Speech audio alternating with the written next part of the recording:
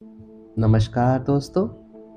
आज हम भारत के राष्ट्रपति से संबंधित कुछ महत्वपूर्ण प्रश्नों पर चर्चा करेंगे जो किसी भी एग्जाम की दृष्टि से अति महत्वपूर्ण हैं।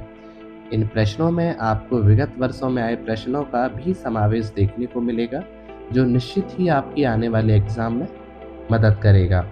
तो आइए शुरू करते हैं प्रश्न नंबर 1 से। प्रश्न नंबर 1, भारतीय संविधान के किस भाग में संघ की कार्यपालिका का वर्णन किया गया है? तो दोस्तों इसका उत्तर होगा भाग 5 में। प्रश्न नंबर 2, संघ की कार्यपालिका में कौन कौन शामिल होते हैं?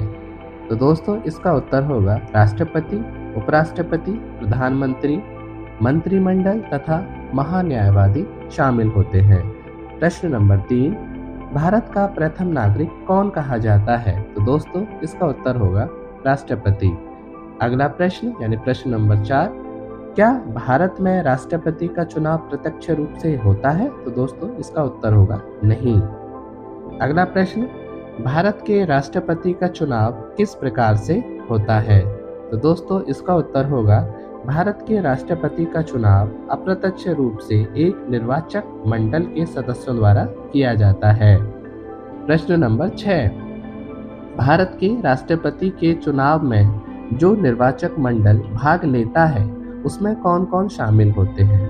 तो दोस्तों उसमें शामिल होते हैं नंबर 1, संसद के दोनों सदनों के निर्वाचित सदस्य, नंबर 2, राज्य विधानसभा के निर्वाचित सदस्य, नंबर 3, केंद्र शासित प्रदेशों जैसे दिल्ली व पुडुचेरी विधानसभाओं के निर्वाचित सदस्य।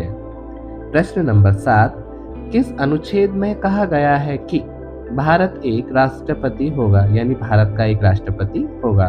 तो अनुच्छेद 52 में। अगला प्रश्न, राष्ट्रपति की शक्ति व कार्यों का वर्णन किस अनुच्छेद में किया गया है? दोस्तों इसका उत्तर होगा अनुच्छेद 53 में। प्रश्न नंबर 9, राष्ट्रपति का निर्वाचन तथा उसकी रीति का वर्णन किस अनुच्छेद में किया गया है? तो दोस्तों इसका उत्तर होगा अनुच्छेद 54 और अनुच्छेद 55 में। प्रश्न नंबर 10, राष्ट्रपति के कार्यकाल का वर्णन किस अनुच्छेद में किया गया है?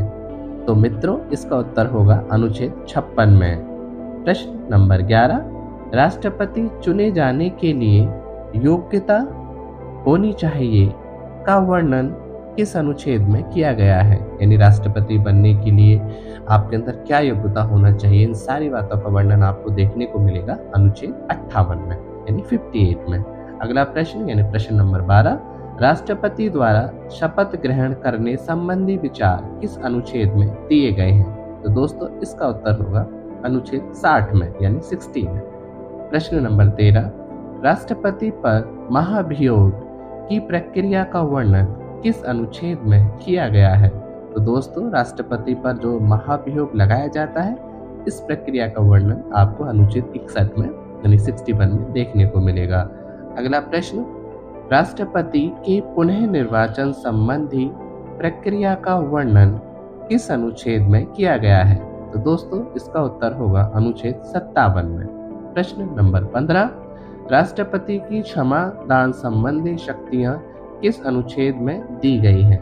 तो अनुच्छेद 72 में। ये अति महत्वपूर्ण प्रश्न है, आप इसे ध्यान रखिएगा। पिछली बार कई बार एग्जाम में पूछा जा चुका है कि राष्ट्रपति की क्षमादान संबंधी शक्तियों से संबंधित कौन सा अनुच्छेद है? तो अनुच्छेद 72 यानी 72। प्रश्न नंबर 16, राष्ट्रपति को सहायता और सलाह देने के लिए एक मंत्रिपरिषद होगी जिसका प्रधान प्रधानमंत्री होगा। संबंधी विचार किस अनुच्छेद में दिए गए हैं? तो दोस्तों यह विचार अनुच्छेद 74 यानी 74 में दिए गए हैं। साथ ही हम आपको एक बात बता देते हैं कि अनुच्छेद 74 का वर्णन हमारे मूल संविधान में नहीं था, ये बाद में ऐड किया गया था।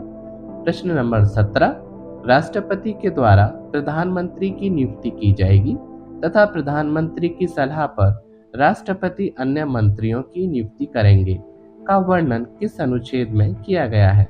तो दोस्तों इसका वर्णन अनुच्छेद 75 यानी 75 में किया गया है।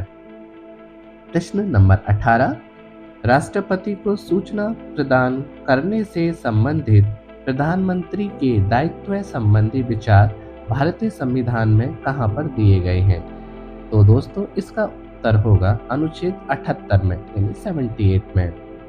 प्रश्न नंबर 19, राष्ट्रपति संसद के प्रत्येक सदन को ऐसे समय तथा स्थान पर अधिवेशन के लिए आहूत करेगा और समय समय पर किसी सदन का सत्रावसान तथा लोकसभा का विघटन कर सकेगा।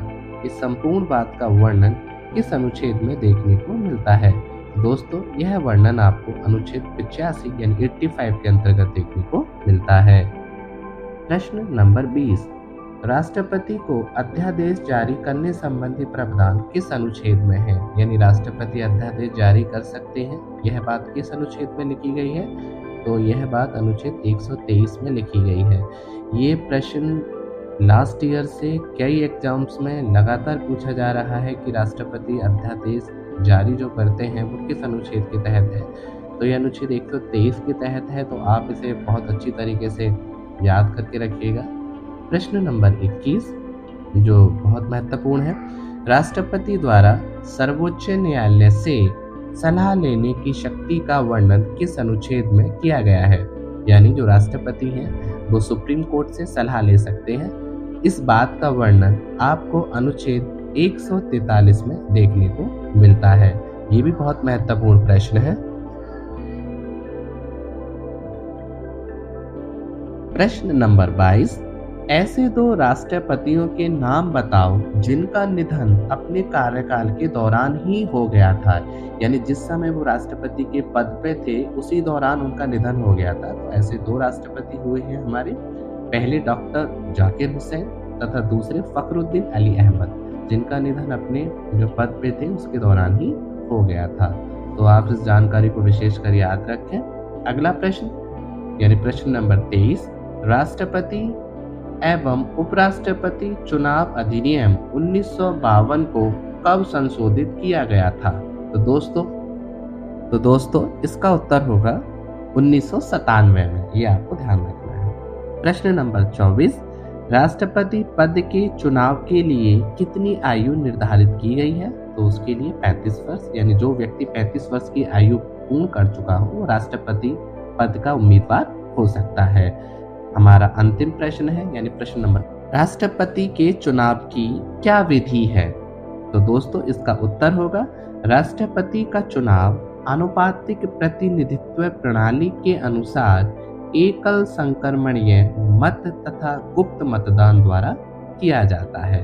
तो दोस्तों ये थे राष्ट्रपति से संबंधित 25 महत्वपूर्ण प्रश्न। कि यदि मेरा मानना है कि आप इन प्रश्नों को बहुत अच्छी तरीके से याद कर लेंगे तो आप राष्ट्रपति से संबंधित जो भी जानकारी आप एग्जाम्स में पूछी जाती है उनके उत्तर आप आसानी से दे पाएंगे, क्योंकि लास्ट ईयर से यही प्रश्न लगातार पूछे जा रहे हैं जो राष्ट्रपति से संबंधित है। तो ऐसे ही मेरे साथ बने रहिए और मेरा मनोबल बढ़ाते रहिए। तो धन्यवाद। जय हिंद, जय भारत।